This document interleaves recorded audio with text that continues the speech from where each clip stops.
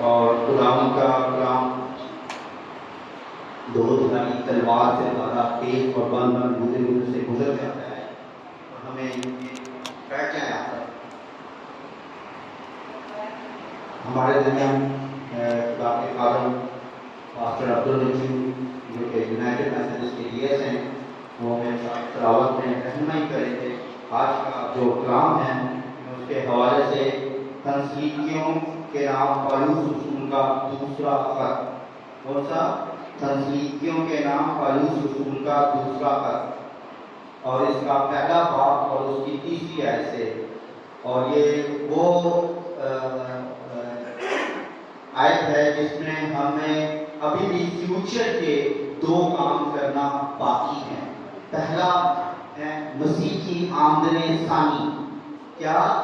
مسیح کی آمدن ثانی، کمنگ کرائسٹ، جو انتظار کرتے ہیں خداوند یسوع مسیح کے آنے کا. اور دوسرا کام ہے عدالت کا. یہ دو کام فیوچر میں ہونا باقی ہیں، اور اس کے لیے میں تلاوت کے لیے پاسٹر عبدالرجیب کو حوالہ دوں گا. اور یہ تنسلیکیوں کے نام اس کا پہلا باب اس کی تیسری آیت سے پڑھیں گے. تنسلیکیوں پہلا باب اس کی تیسری آیت سے ایک آیت دوسرا تنسلیکی. اے بھائیو تمہارے بارے میں ہر وقت خداوند کا شکر کرنا ہم پر فرض ہے، اور یہ اس لیے مناسب ہے کہ تمہارا مان بہت بڑھتا جاتا ہے اور تم سب کی محبت آپس میں زیادہ ہوتی جاتی ہے، یہاں تک کہ ہم آپ خدا کی کلیسیوں میں تم پر فخر کرتے ہیں. جتنے ظلم اور مصیبتیں تم اٹھاتے ہو ان سب میں تمہارا صبر اور ایمان ظاہر ہوتا ہے. یہ خدا کی سچی عدالت کا صاف نشان ہے، تاکہ تم خدا کی بادشاہی کے لائق ٹھہرو، جس کے لیے تم دکھ بھی اٹھاتے ہو، کیونکہ خدا کے نزدیک یہ انصاف ہے کہ بدلے میں تم پر مصیبت لانے والوں کو مصیبت اور تم مصیبت اٹھانے والوں کو ہمارے ساتھ آرام دے. خدا کے کلام کے پڑھے سنے جانے پر خدا کی برکت ہو. خدا کا شکر. اب خداوند کے کلام یہ انہوں نے مصیبت لانے والوں اور آرام دینے والے، جب تک ہمیں تیسری، چوتھی اور پانچویں اور چھٹی آیت کا میں آپ کو بتاؤں گا کہ اے بھائیو تمہارے بارے میں ہر وقت خدا شکر کرنا ہم پر فرض ہے. کس چیز کا؟ خدا کے لوگوں پر فرض ہے شکر کرنا. ہمیں شکر کے ساتھ اپنی زندگی کو لینا بہت ضروری ہے، کیونکہ یہ مسیح کی آمدن ثانی کی بات ہے. ہمیں ہر وقت ہر حال میں کیا کرنا ہے؟ شکر کرتے رہنا ہے. اور تم سب محبت آپس میں زیادہ ہوتی جاتی. کیا ہوتی ہے؟ جب ہم شکر کرتے ہیں ہمیں کون سی چیز کا اضافہ ہو جاتا ہے؟ وہ ہو جاتا ہے محبت کا اضافہ. جب ہم شکر گزاری کے ساتھ زندگی گزارتے ہیں اور مسیح کی آمد کے لیے ہم انتظار میں رہتے ہیں، یہاں تک کہ ہم آپ خدا کی کلیسیا میں تم پر کیا کرتے ہیں؟ فخر کرتے ہیں. مطلب فخر اس چیز سے کیا جاتا ہے جو بہت خوب ہو، بہت خاص ہو، جس کا وجود اور جس کا کام بہت اعلیٰ ہو. اس میں کیا کیا جاتا ہے؟ فخر کیا جاتا ہے. جتنے ظلم اور مصیبتیں تم اٹھاتے ہو ان سب میں تمہارا کیا ہے؟ صبر اور ایمان ظاہر ہوتا ہے. دو چیزیں ہیں، صبر اور ایمان. کیا چیزیں؟ فخر کے بعد کیا ہے؟ صبر اور ایمان. کیا ہوتا جاتا ہے؟ اس میں کیا ہوتی ہے؟ یسوع مسیح میں جو آمدن ثانی ہے اس کے ساتھ ہمیں عدالت کے کام کے لیے بھی تیاری مل جاتی ہے. کیا کرنا ہے؟ ہمیں صبر کرنا ہے اور ایمان رکھنا ہے اس باتوں پہ جو خدا کے کلام میں لکھی ہیں. اور خدا کا کلام ہر گھر میں موجود ہے اور ہر کوئی پڑھتا ہے. اس میں جو خاص باتیں ہیں وہ صبر اور ایمان. اور ہمیں کیا ملتا ہے؟ فخر ملتا ہے اس کام سے. اس سے کیا ہوتا ہے؟ ہم صبر کے ساتھ خداوند کی آس کر کے اس کی کمنگ کرائسٹ کو، اس کے آنے آمدن ثانی کا کیا کرتے ہیں؟ انتظار کرتے ہیں. آگے یہ خدا کی یہ سچی عدالت کا صاف نشان ہے. کیا ہے؟ سچی عدالت کا کیا ہے؟ صاف نشان निशान, हमें निशान के बारे में मालूमात हो रहा है। क्या है? सबर और ईमान। ईमान हमारा कभी नहीं जाना चाहिए, ईमान पे ही हमारी सारी बुनियाद है। हम खुदा के इकलौते बेटे यीशु मसीह में क्या रखते हैं? ईमान रखते हैं। कभी क्राइस्ट क्या है हमारे लिए? ईमान रखते हैं कि खुदा यीशु मसीह फिर आएंगे। हमें इन बातों को अपने ज़हन में दर्ज कर देना चाहिए ताकि तुम खुदा की बादशाही के लायक ठहरो। किसके लायक ठहरना में? खुदा की बादशाही के लायक। जब हम उसके लायक नहीं होंगे, उसके काबिल नहीं होंगे, तो हम पर बहुत सारे जुर्म आयद कर दिए जाएंगे। इसलिए हमें क्या बनना है? उसके लायक बनना है ताकि अदालत का कोई कानून हम पे वाजिब ना है। हमें सबर के साथ, ईमान के साथ उसके पीछे चलते रहना है। वो जिसके लिए तुमको दुख भी उठाने होते हो, क्या हमें दुख भी उठाने पड़ेंगे? किस लिए? क्योंकि हम अदालत के अंदर खड़े ना हो, हमारा इंसाफ बिल्कुल सच्चा इंसाफ हो। हमें सबर और ईमान के साथ क्या उठाने हैं? दुख भी उठाने पड़े, क्योंकि खुदा के नजदीक ये इंसाफ है। क्या है? खुदा के नजदीक इंसाफ है। क्या चीज? दुख। वो दुख जो हमें खुदावन यीशु मसीह में और खुदावन यीशु मसीह के साथ रहने से मिलता हो, उसके साथ हमें जीने और मरने में मिलता हो, और उसके सारे कामों में आगे क्या क्या? बदले में तुम पर मुसीबतें लाने वाला वो मुसीबत है जो हमें मुसीबत में डालते हैं या परेशान करते हैं, जो तकलीफें देने वाले लोग हैं, जो हमारे लिए बहुत कुछ करते हैं और बहुत सारे प्लान करते हैं। खुदा का कलाम उसमें क्या कहता है? उन पर मुसीबतें आएंगी। और वो मुसीबतें कौन लाने वाला है? खुदा। और जो खुदा के लोग क्या करते हैं? सब्र करते हैं, ईमान रखते हैं, शुक्र करते हैं, फख्र करते हैं। ये उन लोगों के लिए बात है। और क्योंकि खुदा और तुम साथियां, और तुम मुसीबत उठाने वालों को हमारे साथ आराम देगा। किनको? जो मुसीबतें उठाते हैं। किसमें? खुदावंद यीशु मसीह में। क्योंकि उसकी कभी क्राइस्ट का वेट करते हैं, इंतजार करते हैं, उसके लिए हर वो दुख में दुख क्या सहते हैं, वो क्या पाएंगे? उनके साथ आराम पाएंगे। खुदावंद यीशु मसीह अपने कवि फरिश्तों के साथ भीड़ भड़कती हुई आग में से आसमान से जाहिर होगा। मतलब कमिंग क्राइस्ट में भड़कती हुई आग में से खुदावंद यीशु मसीह हमें आते हुए नजर आएगा।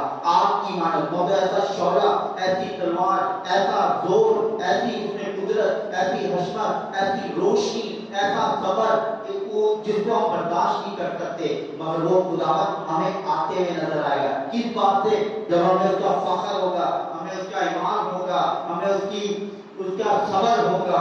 जब हम वो उसके साथ मुसीबतें उठाते रहेंगे और उसके साथ आगे बढ़ते रहेंगे, तो हमें वो आते हुए क्या होगा?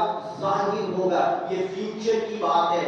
हम जो ईमान रखने वाले हैं, आज जो हम दुख उठाते हैं, हम परेशान हो जाते हैं, मुसीबतों में पड़ जाते हैं, बड़े कॉम्पिटिशन में आ जाते हैं। उससे हमें निकलना बहुत जरूरी है, क्योंकि ये अब आखिरी जमाना चल रहा है जिसके अंदर हमें अपने अंदर ईमान और सब्र को कायम रखना है। हम 8वीं आयत की तरफ चलेंगे। जो खुदा को नहीं पहचानते। कौन?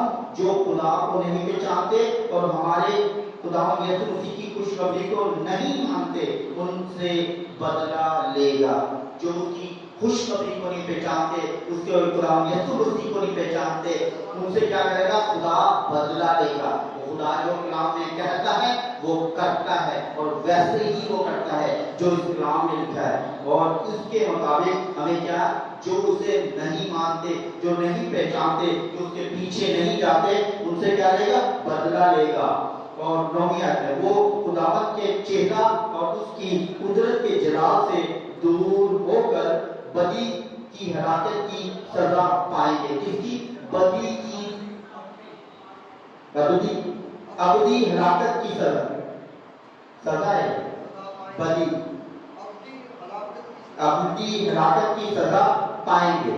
वो सजा जो हमेशा की है, जो नेचुरल है, जो खुदा ने कभी चेंज नहीं करनी, उस सजा के बारे में बात की जा रही है। जो खुदावंद यीशु मसीह पे भरोसा नहीं रखते, ईमान नहीं रखते, उसके पीछे नहीं चलते, उसे पहचानते नहीं है, उसकी कुदरत और उसके कलाम को नहीं। आज सबके पास कलाम मौजूद है, बाइबल मौजूद है, चर्च मौजूद है, बिशप मौजूद है, पादरी मौजूद है, पुरस्कार मौजूद है, सब मौजूद है, मगर एक वक्त आएगा आपको ना पुरस्कार मिलेंगे, ना ये कलाम मिलेगा, ना कलाम का ये अल्फाज मिलेगा, ना ये तुम्हें ढूंढते रहोगे, ये सफेद में एकदम वाइट और सफेद मिलेंगे, और उसकी वजह से आप इस कलाम को तलाश करोगे तो आपको नहीं मिलेगा। अभी आपके पास वक्त है, अभी आपके पास जिंदगी है, अभी आपके पास सब्र है, अभी आपके पास बहुत सारी चीजें हैं जो आपको जिंदगी में काम कर सकती हैं। नहीं तो अपनी सजा के लिए ना बंदे को तैयार हो रहना चाहिए,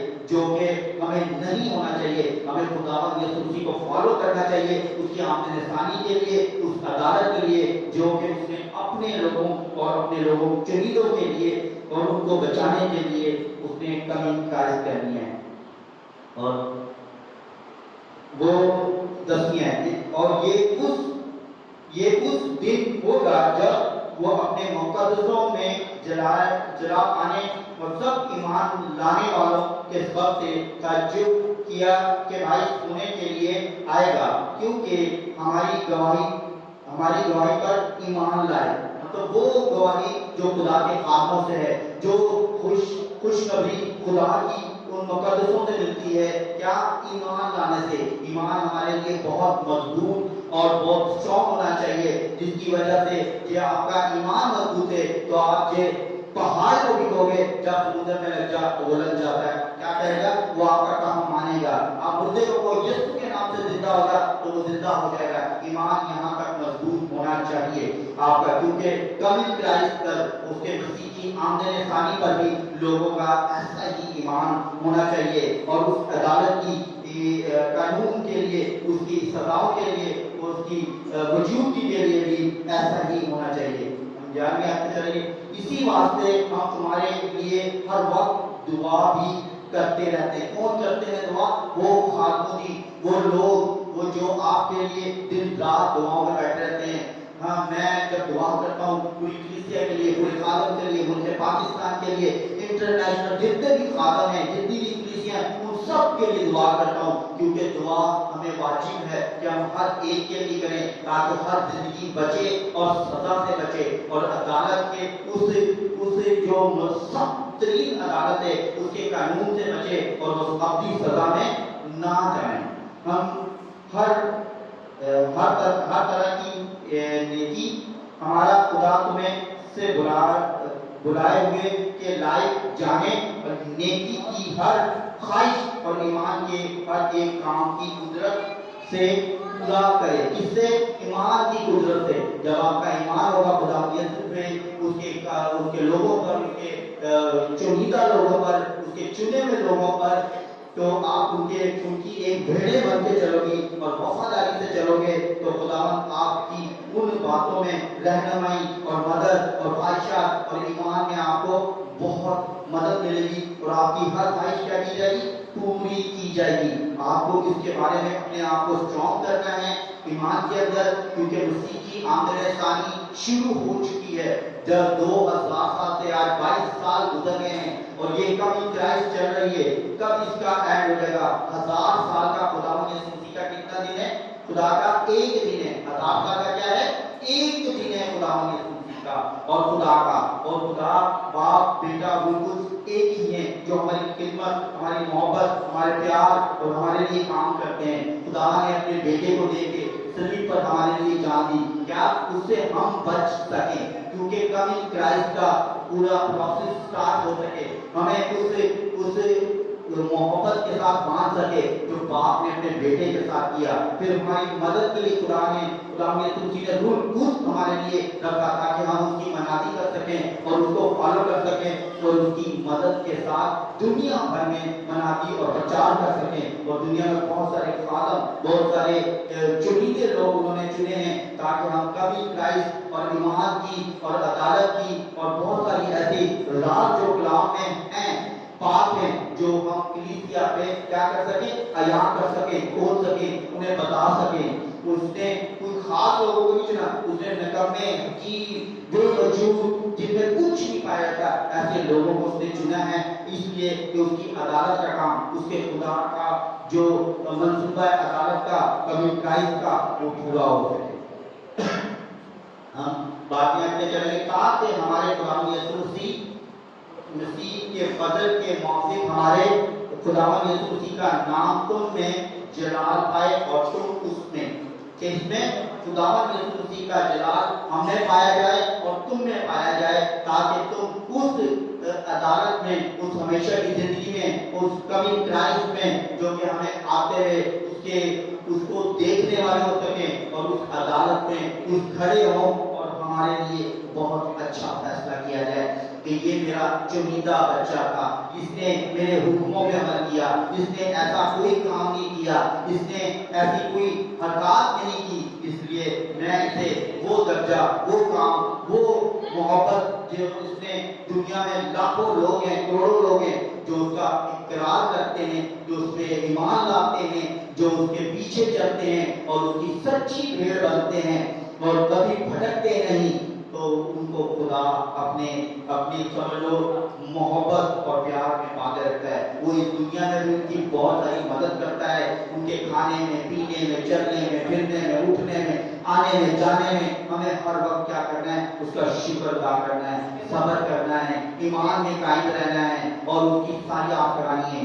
کلام اور خدا کا یہ زندہ کلام ہر گھر میں رکھا ہوا ہے۔ ہمیں آج ہمیں وہ شعور ہے، موبائل ہر شخص کے ہاتھ میں ہے اور بہت ساری آیتیں اس پر آتی ہیں، ہمیں ان میں سے بھی ریویژن کرنا چاہیے، ہمیں جاننا چاہیے کہ خدا کا کلام ہمارے ساتھ کیا کہتا ہے اور ہماری آنے والی زندگی اس کے لیے کیسی قائم اور مضبوط ہو جائے۔ ہم زبور میں لکھا ہے 70 برے 80 برے آخر نو فنا، ہماری 70 سے 80 سال تک کی میعاد ہے، ہمیں اس کے اندر اپنی ہمیشہ کی زندگی کو، آمد رسانی کو، عدالت کو اور آنے والی زندگی کو محفوظ رکھنا ہے۔